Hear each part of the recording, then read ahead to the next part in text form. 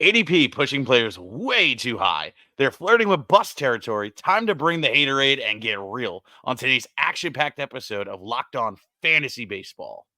You are Locked On Fantasy Baseball, your daily fantasy baseball podcast. Part of the Locked On Podcast Network, your team every day.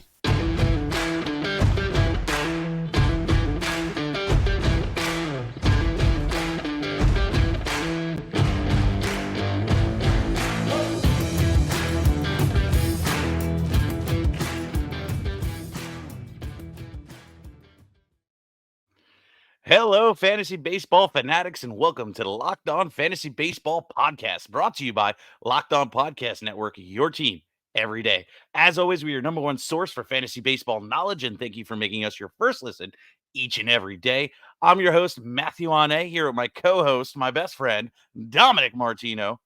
If you're watching on YouTube, please click the bell below. It will subscribe you to the channel and give you a notification every time we drop a new episode, and you don't want to miss that. Also, please leave us a 5-star rating and review on Apple or Spotify. After that, you might as well join us on Subtext platform, where you can take a screenshot of that review, and it'll gain you an access and a chance to join our coveted listener league. We're doing that announcement on March 20th. Also, by joining the Subtext, the Diamond Club specifically, you will also have access to all our rankings under the sun, and that's going to help you win those leagues, so you don't want to miss out. Plus, we have way more busts, breakouts, and sleepers on the subtext that we do on these 30-minute podcasts. So take a look. And there is no today's episode, so we're going to hop right into it. So Dom, since I did all the talking for once, why don't you lead us off? Yes, sir. This is such a fun episode to do. We love talking about guys that, actually, guys that we don't think are going to pan out. So I actually do want to start the episode. I'm going to keep it short and sweet. What the definition of a bust is to, Matt and I. Matt, if I speak incorrectly for you, you can feel free to hop in and correct anything that, you disagree with me saying here. But the true definition of a bust is not a player that, we think is going to have a really bad season. A bust to, according to myself and, what I think Matt, can attest to as well, is somebody that's just going too high in ADP. So, which means you're going to have to pay way too high of a price for a guy who's not really going to produce for where you're drafting him. And the name of the game when it comes to your fantasy baseball draft is finding guys that are going to overproduce where you're drafting them from. So the true definition of a bust, what I believe it to be is, somebody that you're paying a higher draft price for that is not going to, get to that value. And the first guy that I have, on the board for today is Paul Goldschmidt. And Paul Goldschmidt, had a down year last year as a 35-year-old. 154 games, 593 at-bats, 89 runs, 31 doubles, 25 homers, 80 RBIs, 11 steals, had 87 walks to 161 strikeouts, and only hit 268. So now the thing with Goldie is, some of the underlying stuff actually looks decent, but when we not really get into the crazy statistics here, but Goldschmidt really struggled. He didn't really, I wouldn't say struggle, but didn't hit as good as he could against the fastball. Hit 273 against the fastball last year. Hit 319 against it in 2022. The batting average against breaking stuff down to 237 from 295. So, it's just the bat speed's coming down a little bit for Goldie. He's going to be 36 this year. Right now, Goldie's ADP currently is pick 56.8, 8th first baseman. And you got guys like Christian Walker, Casas, Torkelson, CES, and Pasquantino going way later. So I just think you're paying up for somebody who, former MVP and very talented, but at 36 years old, don't think the price is worth it anymore. Yeah, I mean, I'm right there on board with you, truthfully. One thing, a positive note that Paul Goldschmidt has done this offseason to drive line and try and increase that bat speed. The one thing that really made made him join this list for me was the bat speed was slowing, but he at least was able to identify the issue and say, "Hey, this is my problem. Let me see if I can do a course correct." And Driveline does wonders like that. So let's see what happens here. You know, I like Paul Goldie, but not for this year. I think that he's an outright bust. So let's move on. Let's talk about Jazz Chisum.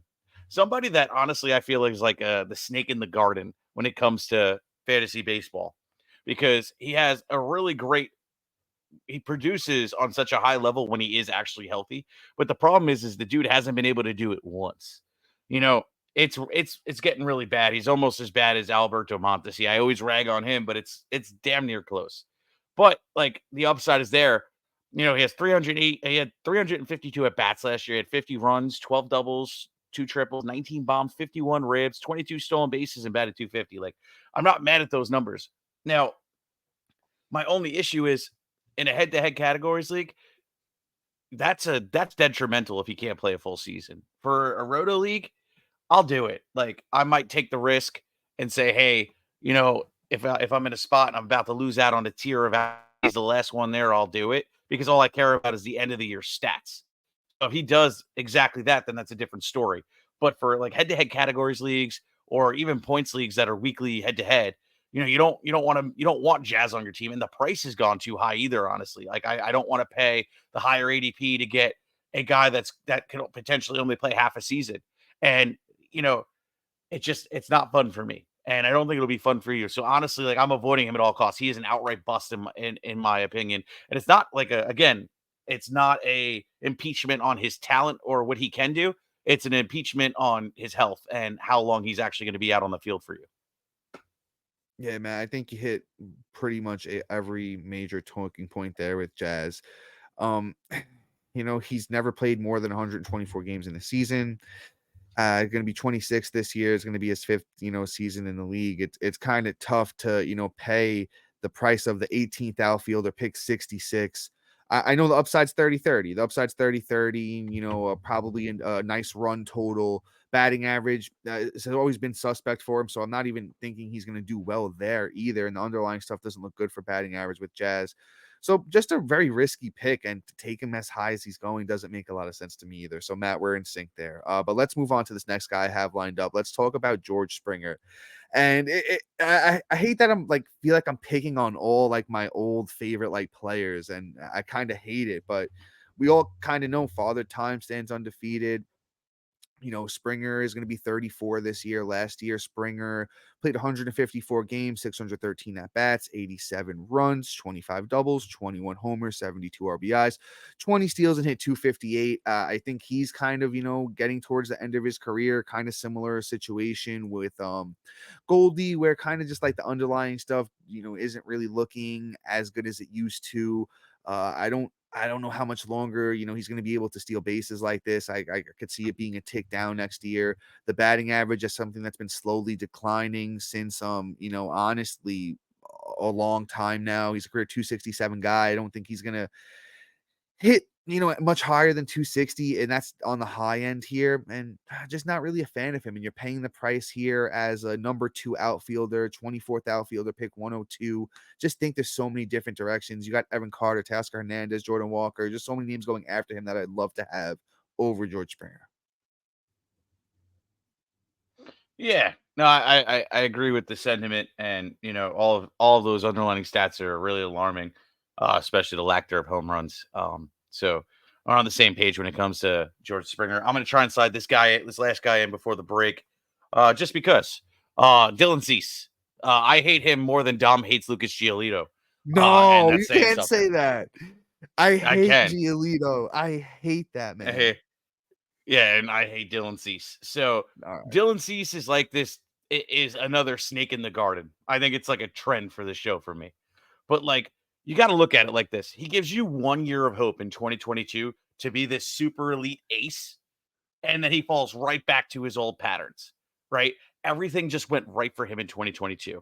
I think he is who he is. He is a high threes, low fours ERA pitcher that's going to get a bajillion strikeouts and have a high whip to boot. Like, that is just him. And there's nothing wrong with it. And honestly, he literally reminds me of just Chris Archer. He is Chris Archer, a guy that's just not going to do the things that we need him to do week in and week out to be super elite and be drafted as high in the top 100. So ultimately, Dylan Cease is just an avoid for me all outright, and it is what it is. Yeah, see, it's a tough one with me. I like your comp, but my comp was always just that Dylan Cease is just a right-handed Robbie Ray. Both major strikeouts, both major ups and downs in their careers. Both have had elite seasons where we think that they've turned a corner, and then they just go back to being these like you said, low fours, high 3 ERA type guy with a billion strikeouts. I wish the price was a little bit lower because there is value in what Dylan Cease does, but as the 28th starting pitcher, pick 97, it's just so hard to take him there and then replenish value. The whole thing, that's what a bust is. When there's guys going later than him that are, going to provide better value, why take him there? That's what a bust is. But guys, we have so many good names for you lined up today, names that you're absolutely going to want to make sure you're avoiding in your upcoming fantasy baseball drafts. But before we give you those names, we do have a quick ad for you guys.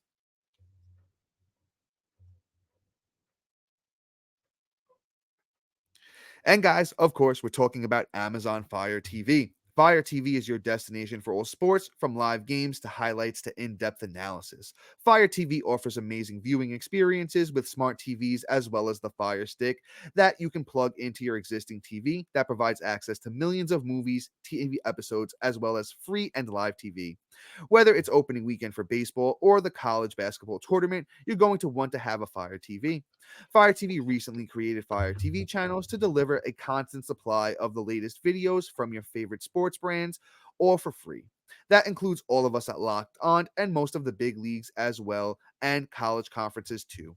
Fire TV channels let you dive into all of the game analysis, highlights, and more to keep up to date on all of the latest in the world of sports, including March Madness, NBA, MLB, and a lot more. Not to mention great news, entertainment, gaming, travel, cooking videos as well. Check out Fire TV channels on Fire TV and Alexa devices. If you haven't checked out Fire TV channels yet, you definitely should. You guys got to trust me on this one. To learn more, go to amazon.com/lockedonfiretv. Once again, that's amazon.com/lockedonfiretv.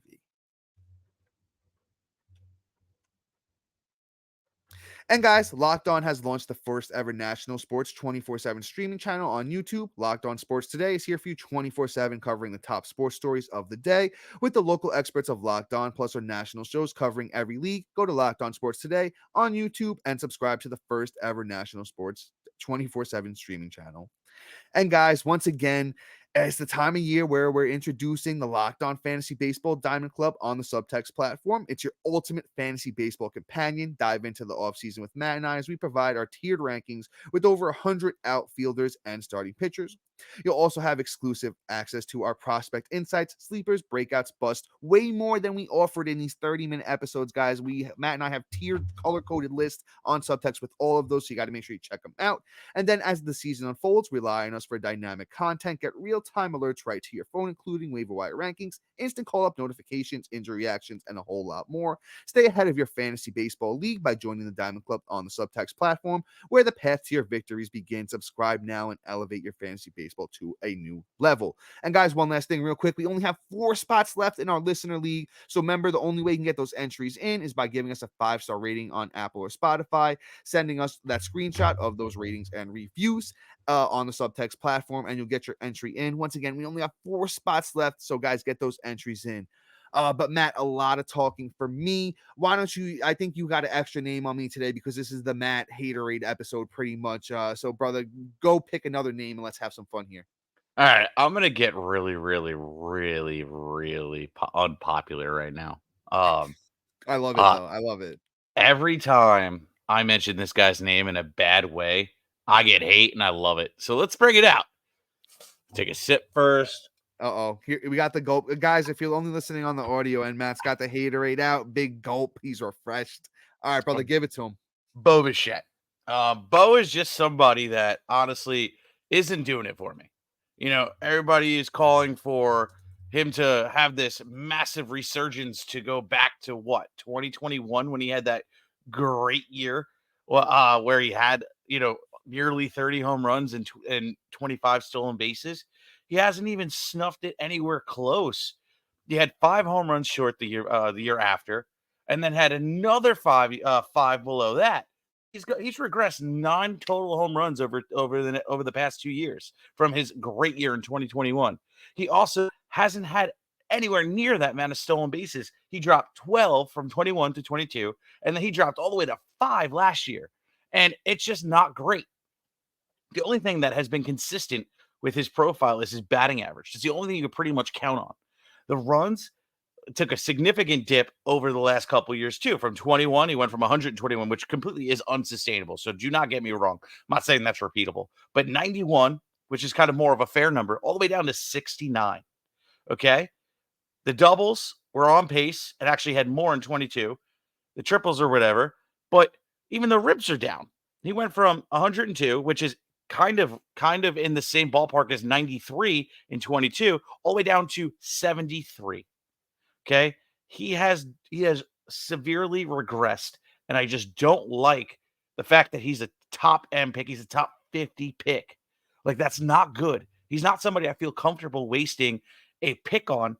Like, at the top of my draft, I am a little bit more conservative. I'm looking for sure things, right? You know, the only time you're going to go and take a real shot is if you're feeling frisky and you want to go grab like an Ellie De La Cruz.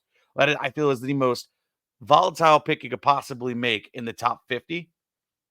And that has way more of a floor for me, or at least an expectation set when picking De La Cruz versus picking Bo Bichette, because I at least know what the possible outcomes could be. Bo, he could continue in this downward regression, or he can do exactly what he did, and he does nowhere near nowhere near what you asked him to do, and you're screwed. You lost it. At least with Ellie, you're not as mad because you knew there was a risk. With Bo, you're going and think he's a sure thing, and he takes a flat out dump on your front lawn, and lights it on fire. Like, it's just not good. So Bo Bichette is a total avoid. I don't care. Bring the hate. Damn, Matt, you came on strong there, brother. You came on strong. I could tell the haterade was flowing with that one. I will say this. I'm not. Bo Bichette's not somebody I'm drafting. He's not somebody I'm going out of my way to take. I'm not really looking his way on draft day, right? I will say this though. He's only going to be 26, and I think he will be better than he was last year in most categories. The batting It's average not was hard. great at 306. He goes, it's not hard. I love it. I love it. I love it. I could see the runs being better. You know, he's gonna be hitting second in that lineup. He's got Vlad behind him, and I guess Justin Turner. So I think the runs will be all right. Be better than 69. The power too, the underlying stuff looks good for him from a power standpoint. So I could see him getting back to like 25 homers. RBIs, let's see. He's got Springer in front of him, who I'm not very high on, so I don't think the RBIs are gonna be great. The steals too. The crazy thing is people might think that Bo Bichette's fast. He's not. Bo Bichette was in the 43rd percentile of sprint speed last year, which is below average. So he's actually not even that fast. So I don't think the steals are going to tick back up crazy. So you're talking about a guy that's really going to be like maybe a runs average specialist. And as Matt said, you're paying the 36th pick, I think it was. Yeah, 36th pick for this guy. I'm not doing it. So I may not be have much hate as Matt does, but I'm with him in the sense of that Bo Bichette's a bust. Don't take him this year. Matt, can I squeeze one more in? Yeah, I think so. All right, so yeah, let's squeeze this next guy and let's talk about Cal Raleigh.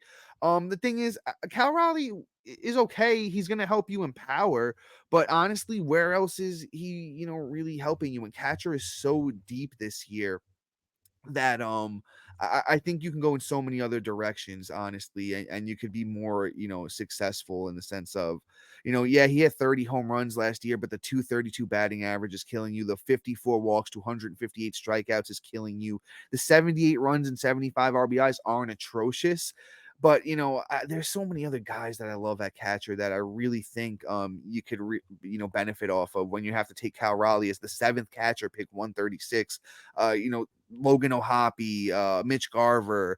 I even like Bo Naylor better than him. I'm just not a big fan of Cal Raleigh this year. If you really need a power guy, okay, but you're gonna waste that pick at catcher. I just wouldn't do it. Yeah, the only thing I didn't hear was what was his ADP? Cal Raleigh's current ADP, 7th catcher, pick 136. So yeah, that is still too rich for my blood for a Yeah. catcher just in general. If he was going lower, I'd consider it because that Yeah, kind of yeah. production out of the catcher position isn't even atrocious. Because the thing is, I'd rather have him hurt my batting average a smidge if I had an everyday catcher, like somebody that had as many at bats as he did. He had over 500. But the problem is just the price is what's making him a bust for me at Yeah, least. exactly. Same. That when I Yeah. said it at the top, that's the definition of a bust to Uh, me. You're just paying too yeah. high for him.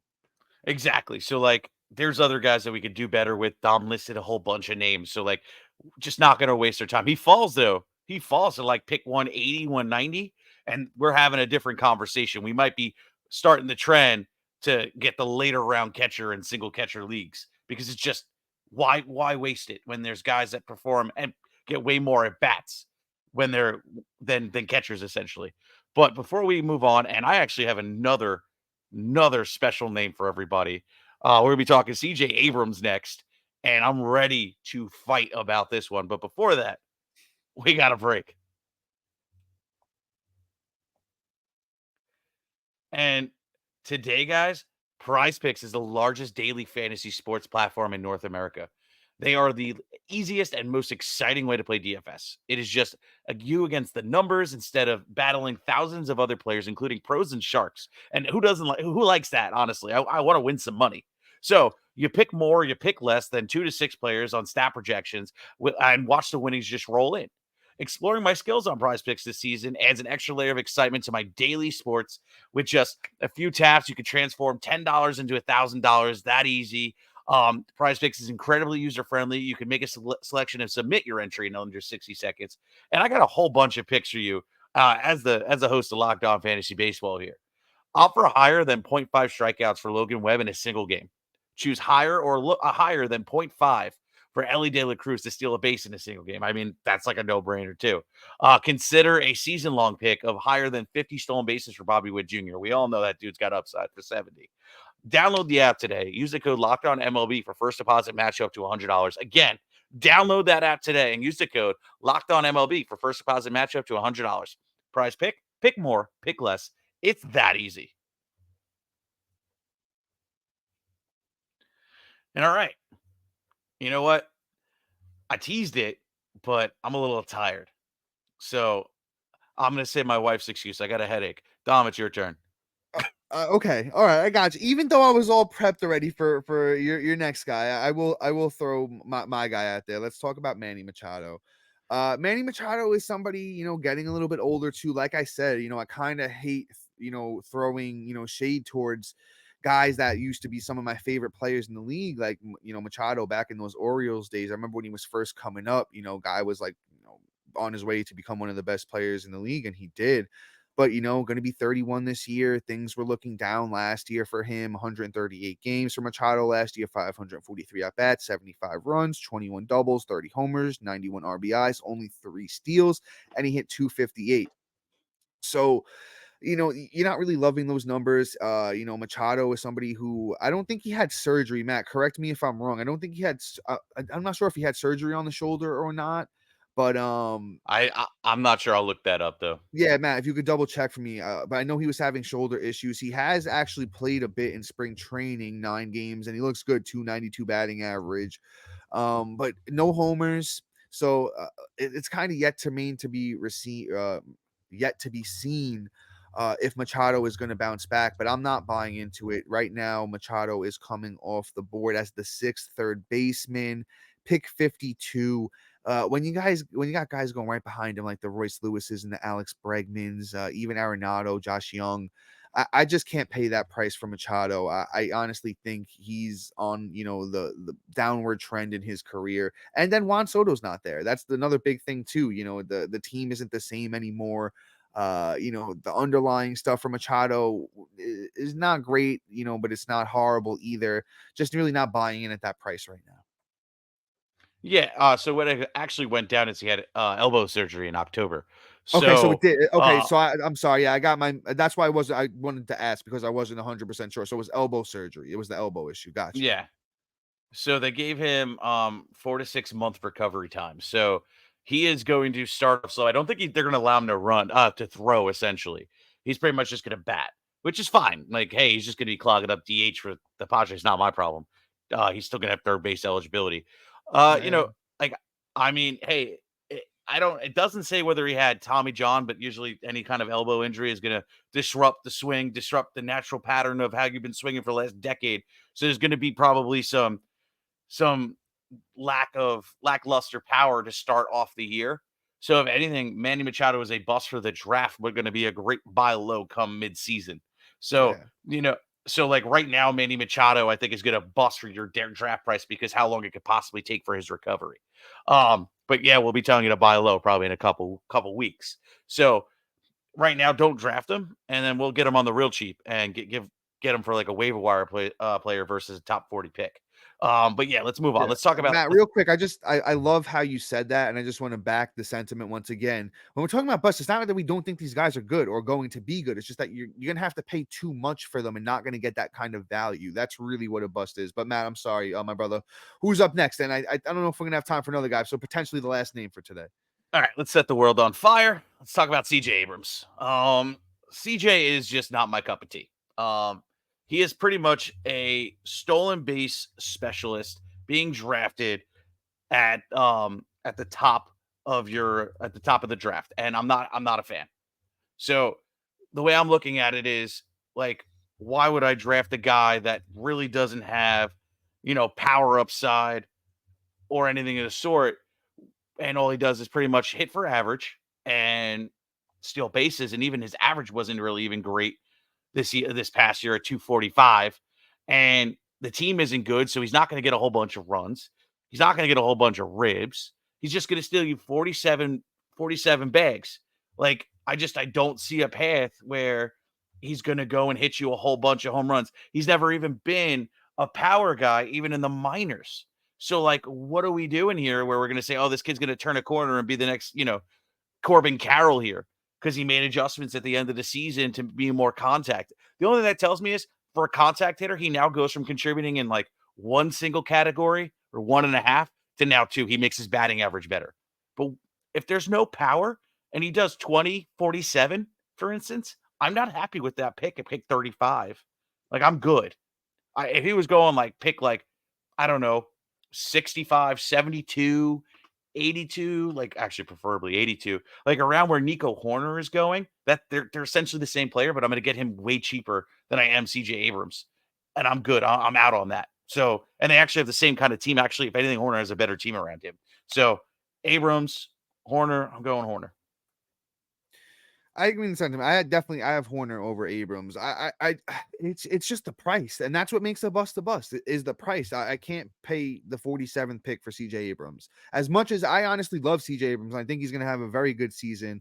As Matt mentioned, the batting average is pretty suspect, but I think honestly he could steal 70 bases, and I don't think that's even selling him short. The guy's super, super fast. He likes to run. He has the will to run. He stole 33 bases in the second half in 70 games, 281 at bats.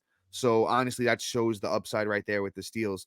So I wish I can get CJ Abrams, like Matt said, a lot later and take the, the runs, steals upside there. And CJ Abrams was one of the most highly touted prospects in the minors as he was coming up. And he was pretty much the key player in the Juan Soto trade when he went to San Diego from Washington.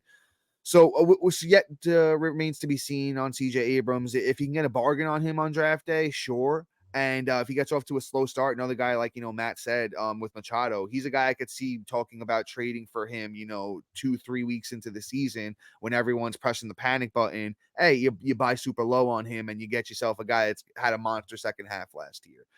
There is I do like CJ Abrams, but not at that price. So I'm with Matt once again on that one. He's a bust. Matt, anything else you want to talk about? I don't know if we have time for this last guy, but anything else you want to throw out there into the universe? Yeah, we don't have time for another guy, but I will say this. Listen, just because they're a name that is semi quasi attractive, or you just want to assume that this guy should bounce back based off of talent, don't. Okay, there's things that there's trends you need to identify. If you see a guy negatively regressing over a couple of years, or they're hitting a certain age and you're starting to see, like a trend, hone in on that trend and see if it's actually something that you're willing to overlook or not. If you're wondering, hey, why is this person has been so bad? Visit Baseball Savant and take a look at their underlying stats. I can tell you all of them, but it's better if you go and see it on paper and put it in front of you, and you'll be able to say why we don't like Goldschmidt, why I don't like Bichette, why CJ Abrams does not have the power for me. It's all based off of looking at those underlying stats, and that'll set up why you're not going to do it. And let that be a tiebreaker in your drafts too. Don't draft guys just because they have a big name. Draft them for what they're going to do for you this season. Yeah, guys, and just once again, we don't hate any of these players, and Matt might hate some of them. We don't necessarily hate these guys. We don't think they're going to be horrible for fantasy. Just you're paying too much for them, not going to produce that value, guys. But that being said, that's all for us today. Please be sure to like, subscribe, comment, rate, and review. Thank you for every day's new listeners for making Locked On Fantasy Baseball your first listen each and every day. But guys, until next time, see you. Peace.